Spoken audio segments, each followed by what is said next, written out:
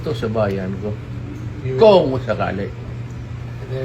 they're preparing you to bring you to The Hague. I am sure. I am very sure. I'm a lawyer. Abogado ka man. I am sure the Supreme Court will rebuke them. Baski na hindi tayo maghingi niyan, the Supreme Court will rebuke them.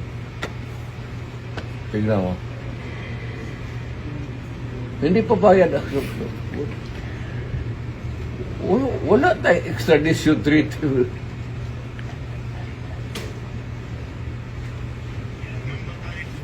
At saka na-withdraw na tayo.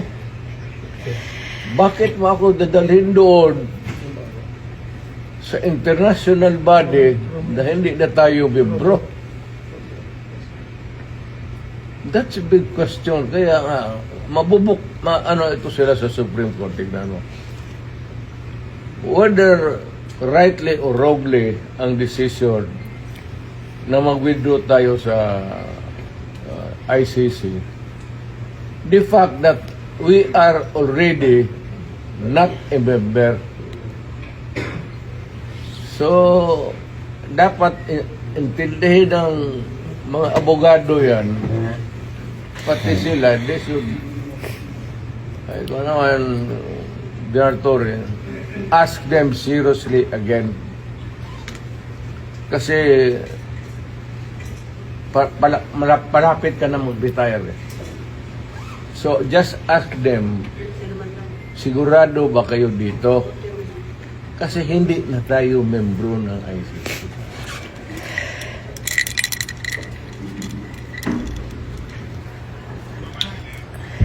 Medisina ko rin. Sabihin lang rin, drama. Sabihin mo, sabihin mo totoo, hindi alam nila yan, matanda ka na, kailangan mong medisina.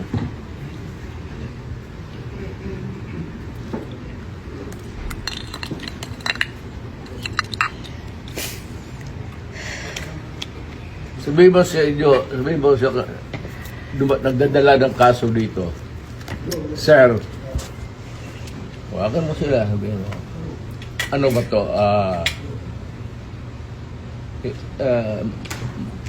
May bariyan kasi. Pero kung sasama ako sa iyo, huwag kang magtingin dyan, sasama ako sa iyo. Yes, sir. Thank you, sir. Total, Salamat, sir. nandito naman tayo sa government facility. Yes, So, escape is not a problem. Impossible dream. Thank you, sir. Okay lang mga parado. Ang akin lang, I might not have the chance anymore to lecture on you na the serious implications nito. Yes, sir. We have withdrawn and then you allow me to be brought to a body of which we are kaya sabihin mo din sa prosecutor, sabi ni Mayor, kindly ponder on this seriously. Makakarating, sir. Alam mo man, nabasa mo man siguro, withdraw na tayo. Makakarating, sir. So, bakit mo ako dalhin doon sa international body na hindi tayo membro? Kung balang araw, per chance, kung isa sa inyo magkakaroon ng kaso, at joking ko yung mga politika to, ay, alam mo naman politika ito. Sabi ko siguro, doon hatakin mo yan doon sa maligayahan kayo niyan. I'm reminding you, not because I want to, I'm not berating you actually. I'm giving you a lecture na ponder on it seriously because magkakaroon ito ng implication.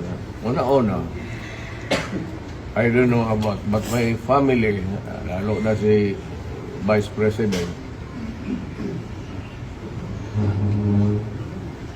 Ikaw bukas magpresidente yan. Dito. Or on a longer term, kung tatakbo yan, mananalo yan. Dahil nga sa ginawa ninyo tuloy, ano,